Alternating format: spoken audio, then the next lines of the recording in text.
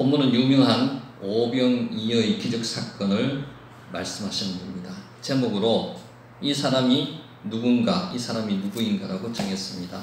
오늘 오병이어의 기적을 베푸신 분은 누구인가에 대해서 한번 살펴보도록 하겠습니다. 본문의 오병이어가 구약에도 비슷한 사건이 두 번 나옵니다. 그 두 번 나오는 사건 중에서 첫 번째가 출애굽한 이스라엘 민족이 한 달 만에 어디에 도착했는가 하면 신광야에 도착했어요. 썰물이 나는 마라를 통과하고 또 엘림을 통과해서 한 달 만에 신광야에 도착을 했는데, 신광야에 도착을 하기까지는 이 사람들이 한 달 동안은 가져온 양식을 먹었습니다. 그 양식이 많지 않았겠죠. 그렇지만 한 달 동안을 먹었어요. 그런데 한 달 먹고 나니까 이제 양식이 다 떨어졌습니다. 불평불만이 막 일어나는 겁니다. 애굽에 있을 때는 고기 가마 옆에서 떡도 배불리 먹고 고기도 먹었는데 이제 우리는 여기서 굶어 죽게 생겼다. 누가 이런 불평불만을 제일 많이 했겠습니까? 같이 따라 나온 이방민족들, 잡족들이 같이 따라 나왔습니다. 이들이 아마 불평을 하게 되다 보니까 불평이 점점 퍼지게 되어서 전 이스라엘 민족이 모세와 아론을 질타하고 원망합니다. 그때 하나님께서 모세와 아론을 통해서 뭘 내려주셨는가 하면요, 만나와 메추라기를 내려주셨습니다. 아침에는 만나, 저녁에는 메추라기를 보내주셨습니다. 만나를 어느 정도 먹게 보내주셨냐 하면요, 1인당 한 2리터 정도 하루에 양을 먹게 보내주셨고, 저녁에 메추라기는 22리터 정도 보내주셨다고 그렇게 기록하고 있습니다. 근데 메추라기는 계속 보내주셨는 게 아니고요, 성경 기록에 의하면은 2번 보내주셨다고 되어 있습니다. 한 번 처음에 출애굽할 때 한 달 만에 보내주시는 게 한 번 있고, 민수기 11장에 보면은 한 달 동안 또 메추라기를 보내주셨는 기록이 있습니다. 그런데 만나는 40년 동안 하나님께서 이스라엘 민족이 광야에 먹을 게 없습니다. 만나를 보내주셔가지고 이스라엘 민족이 생명을 연장하고 먹고 존속을 보존할 수 있도록 만들어 주셨습니다. 우리는 그냥 아무 생각 없이 40년 동안 하나님께서 만나를 보내주셨다고 생각할지 몰라도 지금 인구가 어느 정도 됐겠습니까? 장정만 60만이니까요 250만이라고 보통 추정을 합니다.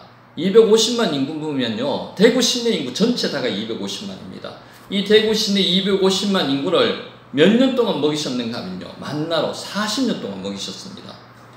천지를 창조하신 하나님 아버지가 아니면은 이런 역사를 이룰 분이 없습니다. 그런데 성경에 기록되어 있기 때문에 그러려니 하지만은 실제로 우리가 보면은 느끼면은 굉장히 대단한 사건입니다. 이 사건이 한 번 있었고요. 또 한 번 사건이 언제 있었는가 하면 엘리사 시절에 있었습니다. 엘리사 시절에 엘리사에게 어느 분이 떡 20개하고 채소 한 부대를 가지고 왔습니다. 근데 엘리사가 이거를 100명에게 주면서 이것으로 배불리 먹으리라고 나눠줬습니다. 근데 떡 20개로 100명이 먹기는 턱없이 부족했거든요. 그런데 이 떡 20개와 채소 한 부대를 가지고 100명에서 배불리 먹었다는 기록이 열왕기 하 4장에 나옵니다. 그래서 두 번의 기록이 오병이어의 기록과 사건과 비슷한 기록이 성경에 2번 나온다는 거죠. 이 사건을 통해서 무엇을 말씀하시는 겁니까? 오병이어 사건하고 연결하면은 구약에 이스라엘 민족한테 40년 동안 만나를 주신 분은 누구신가? 예수님이시라는 거죠. 그리고 엘리사한테 이 사건, 떡 20개를 가지고 100명을 먹인 사건인 엘리사보다 위대한 분이 예수님이라는 것을 지금 나타내고 있는 겁니다. 예수님은 전도여행을 갔다가 이적이죠. 병자를 고치고 귀신을 쫓아내고 했던 제자들 12명을 돌아와서 이제 보고를 합니다. 보고를 하는데 막 그때 사람들을 가르치고 귀신을 쫓아내고 병자를 예수님도 고치고 있었기 때문에 분주했습니다. 바빴습니다. 밥 먹을 시간도 없었습니다. 그래서 이들을 어디로 데리고 가셨나 하면요, 벳세다라는 동네로 데리고 가셨어요. 가버나움에서 벳세다까지 거리는 한 6km 정도 된답니다. 15리 정도 되는 거죠. 15리 정도 되는데 이제 배를 타고 갔습니다. 거기는 빈들이었어요. 빈들로 이들을 왜 데려갔겠습니까? 시험을 주기 위해서. 좀 쉬어야 되잖아요. 사람이 하다 보면은 쉼을 주기 위해서 또 기도로 재충전을 하기 위해서 빈 덜로 데리고 갔습니다. 데리고 갔는데 아니나 다를까 그 소식을 무리들이 듣고 얼마나 따라왔는가 하면은 장정만 5,000명이 따라왔답니다. 빈 덜에 장정만 5,000명이라면은 보통 한 2만 명 정도의 사람들이 모여 있을 거라고 생각합니다. 2만 명 정도의 사람들이 빈 덜에 지금 예수님의 말씀을 들으러 오셨어요. 그래서 예수님께서 기적을 베푸셨습니다. 왜 기적을 베푸셨을까? 오늘 그거를 우리가 한번 살펴보고자 합니다. 이 2만 명 정도의 사람, 장정만 5,000명 정도의 사람이 예수님 말씀을 들으러 왔는데 이때가 어느 때였는가 하면요, 저녁 때였습니다. 날이 어둑어둑할 때가 되면 사람 느낌이 어때요? 집도 생각이 나고 고향 생각이 나죠. 그리고 이제 주님 말씀을 들어가지고 영은 막 충만해요. 지금 말씀으로 충만해가지고 배가 고픈 줄도 몰랐는데 어둑어둑할 시점이 되다 보니까 이제 육이 배가 고파오는 시기가 되어 있습니다. 여기가 어디라고요? 어둑어둑할 때 지금 빈들에 있는 겁니다. 빈들이 원어로 보면은 에레머스 토포스입니다. 황량한 곳 이런 것입니다. 그래서 이것을 우리말로 그냥 번역을 할 때 빈들이었지 실제로 뭐라고 해석을 해야 되는가 하면 광야입니다. 광야.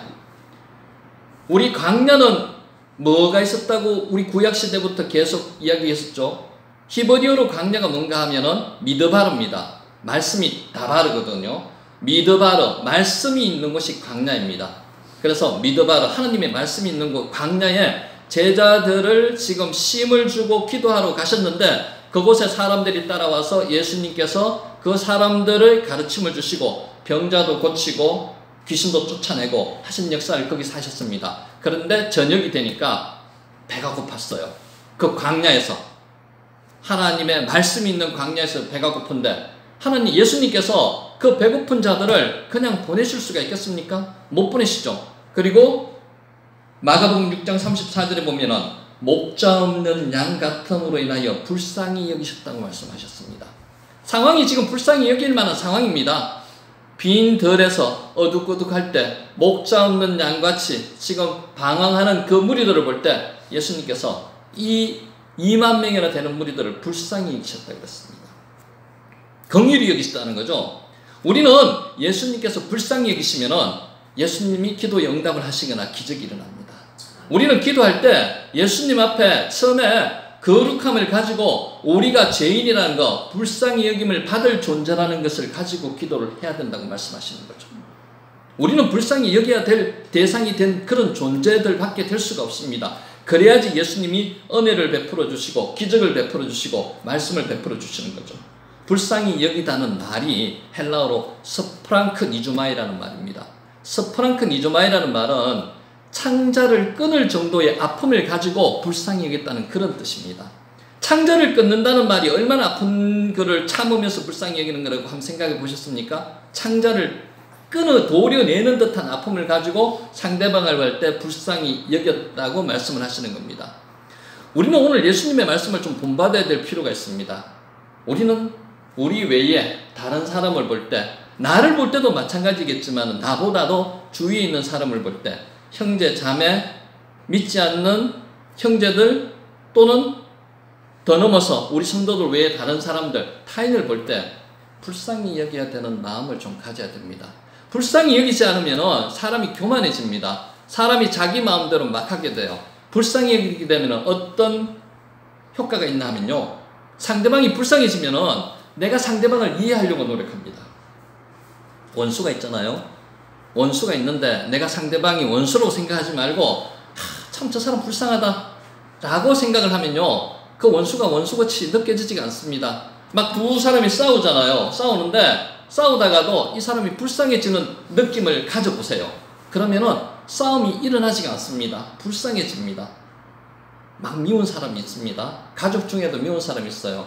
미워할 때 정말 밉다는 생각을 계속 가지고 있으면은 미워할 수밖에 없어요. 근데 그 사람을 좀 이해하면서 불쌍히 여기는 마음을 한번 가져보세요.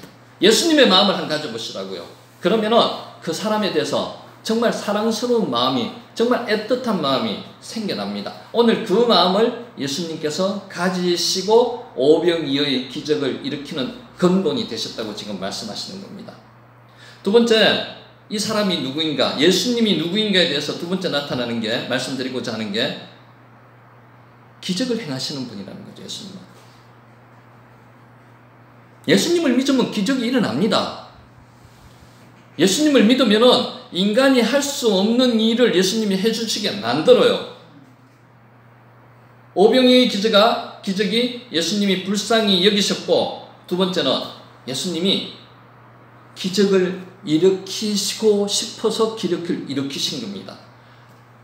떡 5개하고 물고기 2마리로 2만 명을 먹일 수 있겠습니까? 답은 불가능입니다. 못 먹입니다. 인간의 생각에서는 못 먹입니다.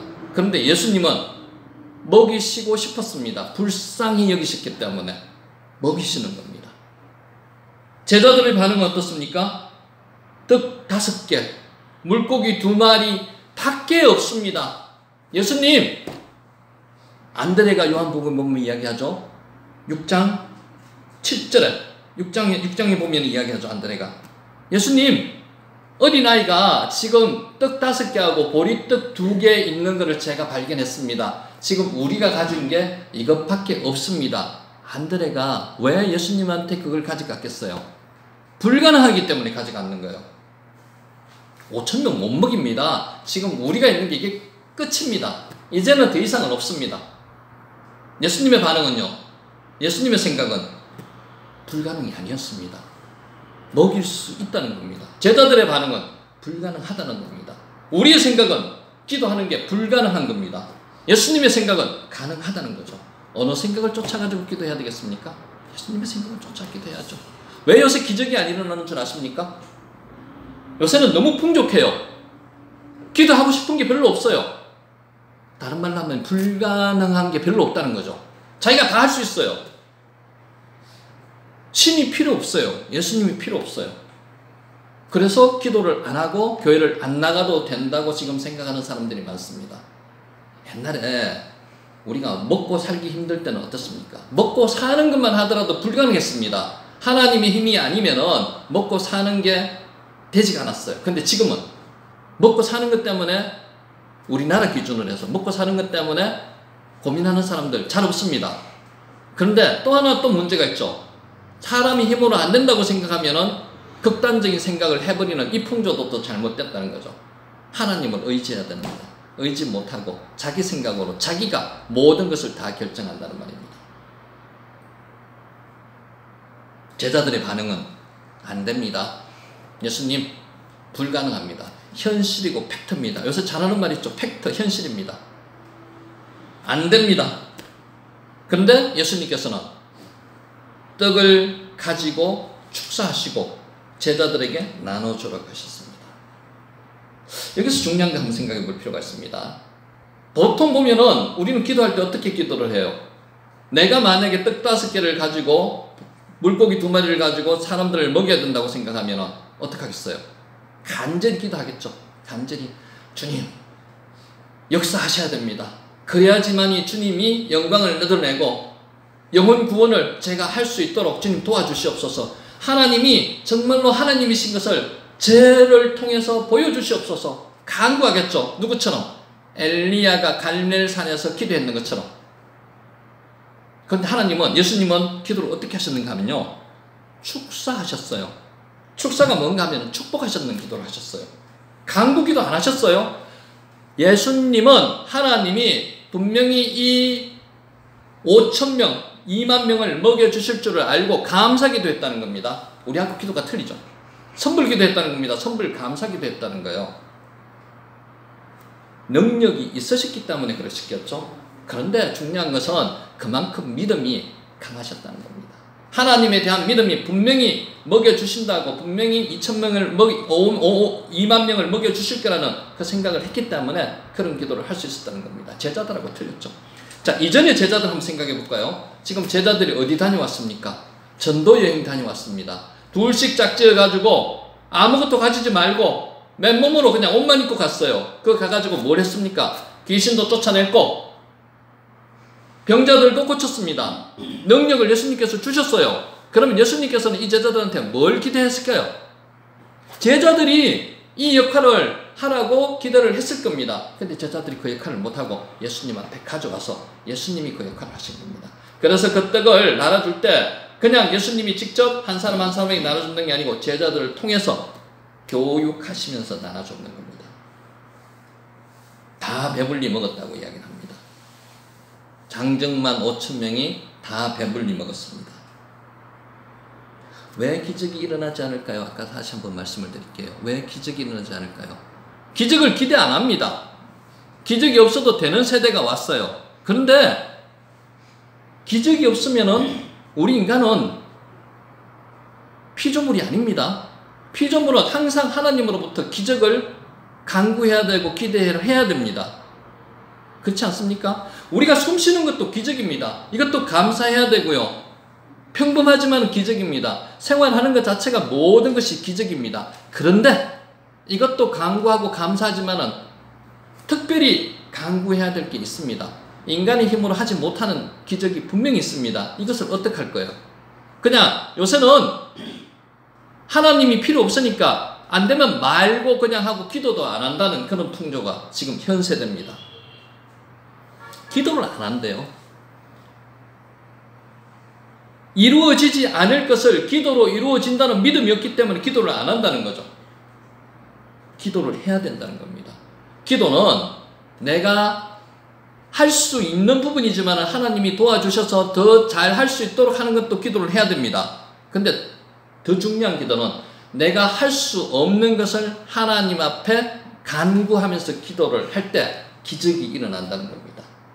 기적의 조건 두 번째, 하나님은 어떤 마음으로 기적을 일으키셨는가 하면요, 불쌍히 여기는 마음이 있어야 되는 거고, 간구하는, 기적에 대해서 간구하는 마음이 있을 때 기적을 일으켜 주시는 거예요.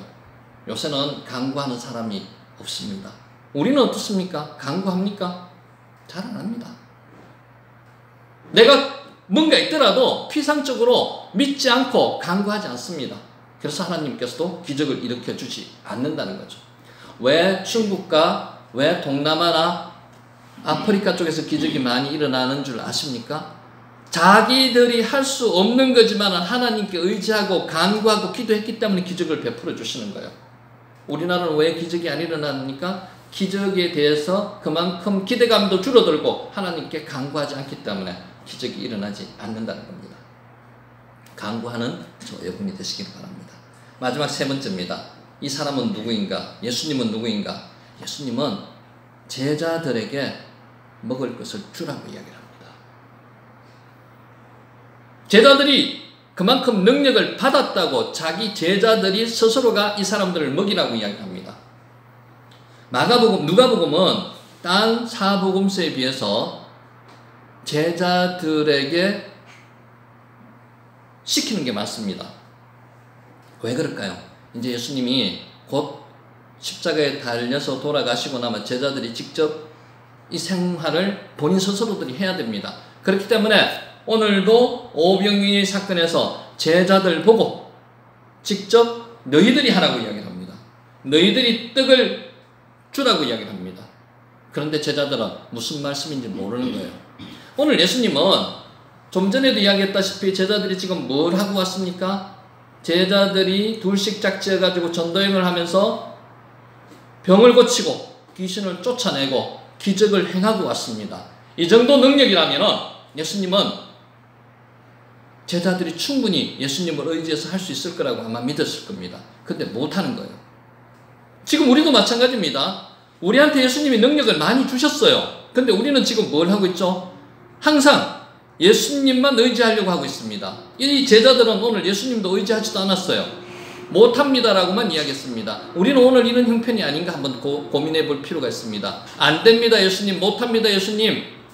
우리가 도저히 2만 명이란 인원, 5천 명 장정만 인원을 배불리 먹일 수 없습니다. 여기가 빈들이고요, 어둑어둑하고 지금 날이 어두워지고요. 이 사람들이 지금 헤매고 있지 않습니까? 보십시오, 안 됩니다. 지금 이런 형편입니다. 우리가 이런 형편 아닐까요? 예수님은 뭘 주셨습니까? 마가복음 16장 17절 18절 믿는 자들에게는 이런 표적이 따르리니 손을 얹은 적 낫고 귀신도 쫓아내고 뱀을 집어 올리고 독을 마시더라도 해를 범하지 않은 이 기적을 우리한테 주셨어요. 그런데 우리는 그것을 그냥 성경 말씀의 피상적인 말씀으로만 알고 그냥 간과하고 지나친다는 말씀이죠. 지나치지 말라는 말씀이에요. 우리 속에 영맥이 있는 거 아시죠? 우리 속에 영맥이 있어가지고 이 영맥에서 9가지 은사가 터져나옵니다. 그런데 그 영맥을 우리가 개발하지 못하고 있는 거거든요. 믿는 자에게 표적을 주셨는 그 표적을 우리가 지금 끄집어내지 못하고 있는 그런 형편이라는 겁니다. 예수님께서 나에게 무슨 능력을 주셨는지 오늘 곰곰이 한번 생각해 보시기 바랍니다. 왜 성경 말씀을 성경 안에 있는 말씀으로만 한정시켜가지고 내가 왜 밖으로 끄집어내지 못하고 내가 왜 이 말씀을 가지고 내 마의 말씀으로 만들어가지고 내가 능력을 왜 못 행하느냐고 오늘 예수님께서 말씀을 하시는 거예요. 행할 수 있습니다. 이게 성경 안에 있는 말씀만 되는 게 아니고 성경 안에 있는 말씀이 내 말씀으로 나한테 와서 내가 능력의 말씀으로 할 수 있는 그 말씀이 되어야 된다고 지금 말씀하시는 거예요. 한국이 6.25 사변 이후로 갑자기 발전을 했어요. 1950년대 이후로. 물론 여러 가지 요인이 많겠지만은 인본주의 학자들은 자기가 잘나가지고 인간이 위대해서 한국민이 건면성실하고 해가지고 잘됐다고 한강의 기적을 이루었다고 이야기하시는 분이 많습니다. 근데 믿는 우리들은 어떻게 생각을 합니까? 하나님께서 도와주시지 않으면은 이 기적과 이 부와 이 풍요가 이루어지지 않았습니다. 하나님께서 도와주셔서 여기까지 오게 해주신 거죠. 하나님께서 도와주셔가지고 우리가 자유민주주의 사회에서 예수님을 자유롭게 믿으면서 살 수 있게 만들어 주셨는데 그렇게 생각을 못 한다는 거죠. 뭐라고 생각을 합니까? 우리가 인간이 잘나서 여기까지 왔다고 생각합니다. 아닙니다. 그럼 앞으로는 또 어떻게 될까요? 교회에서 그런 사람이 많아지면 많아질수록 이제 교회의 의미가 잃어지는 겁니다. 한국은 자유민주주의 사회에서 하나님을 자유스럽게 예배드리고 하지 못하는 상태로 지금 앞으로 곧 가야 될 입장이 될 수도 있습니다. 하나님께서 주신 능력을 우리가 사용하지 않는다면은 그런 불편한 현실이 우리 앞에 다가올 수도 있다는 겁니다. 다시 한번 말씀을 드립니다. 우리한테 주신 능력이 아주 많습니다. 이 많은 능력을 우리가 그냥 차장시키면서 지내는 성도들이 많습니다. 왜 우리한테 이런 능력을 주셨을까요? 이런 어려운 암울한 현실 속에서 하나님을 다시 한번 전파하라는 겁니다. 다시 한번 영혼 구원하라는 겁니다. 한국의 기독교가 지금 1000만입니다. 인구상 1000만입니다. 976만인가 됩니다. 통계 조사에 의하면은. 근데 그 실제로 정말 기독교인이 몇 명 정도 되냐고 예측을 할 때 한 500만이라고 추산을 하면 된답니다. 나머지 500만은 이단도 있고 안나가 성도도 있고 그냥 기독교인으로 정만 올려놓은 그냥 자기가 기독교인이라고 하는 사람이 많습니다. 그러면 그 500만의 인구가 지금 뭘 해야 된다고 이야기를 하시는 거예요? 다시 한번 이 나라를 위해서 기도하고 이 나라의 부흥을 위해서 각성해야 된다고 말씀하시는 겁니다. 1907년도에 평양에 대부흥운동이 일어났습니다. 회개운동이 일어났습니다. 그것처럼 지금 다시 한번 한국의 기독교가 회개운동이 일어나야 된다고 합니다. 한국의 기독교가 자기들 말고 자기 교회 다니는 사람도 마찬가지지만 자기 말고 딴 사람을 불쌍히 여기는 그런 기독교입니까? 아닙니다. 예수님의 기적을 기대하는 그런 기독교입니까? 아닙니다. 능력 받아서 그 능력으로 영혼 구원을 하는 그런 기독교입니까? 아닙니다. 다 아닙니다, 지금. 근데 예수님은 오늘 오병이어 사건으로 해서 다시 한번 그런 사명을 깨달으라고 지금 말씀하시는 거죠. 나라가 시끄럽습니다. 진보, 보수, 좌우 진영으로 완전히 나눴습니다. 우리는 뭘 봐야 되는가 하면요. 하나님께서 말씀하시는 게 뭔지를, 진리가 뭔지를 봐야 됩니다. 거짓말을 해도 거짓말이 자기 진영의 보호를 위해서 거짓말이 괜찮다고 통용되는 그런 사회가 지금 사회가 왔다면 그거는 가차없이 예수님의 이름으로 처단을 해야 된다는 거죠. 지금 그렇게 와 있어요. 말이 어렵겠습니까? 우리 진영의 보호를 위해서 거짓말을 해도 통용되는 사회가 지금 사회라는 거죠. 그러면 안 된다는 겁니다. 거짓말은 거짓말인 거예요. 진리만이 하나님께서 말씀하신 그 진리만이 지금 살아남는 시대가 되어야 되는데 지금 그렇지 못하고 있는 겁니다. 그걸 위해서 다시 한번 각성하라는 겁니다. 오늘 오병이어 사건으로 우리한테 지금 하시는 말씀을 다시 한번 정리하겠습니다. 예수님은 어떤 분이신가요? 우리를 불쌍히 여기시는 분입니다. 두 번째, 예수님은 기적을 행하고 싶어 하시는 분입니다. 우리를 위해서. 예수님은 우리한테 그 능력을 주셔가지고 이제 성령의 역사하심으로 우리가 그 기적을 이루라고 이야기하시는 분입니다.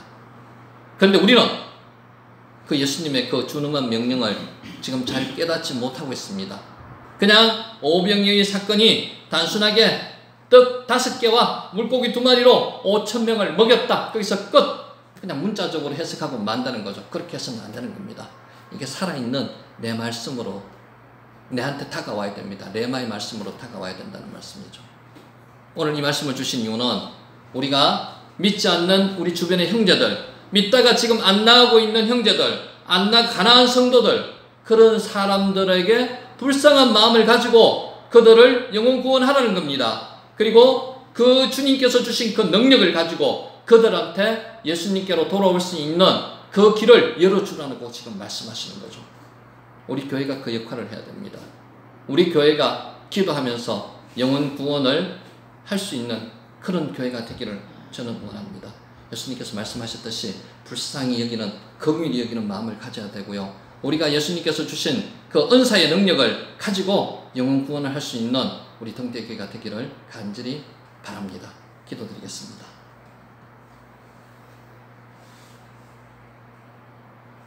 사랑이 많으신 아버지 하나님, 주님께서는 저희들을 정말 불쌍히 여기셔서 그 죄 많은 저희들을 죄로 인해서 소멸하지 않으시고 오늘까지도 눈동자같이 저희들을 지켜주시고 보호해 주셔서 여기까지 오게 해주셨습니다.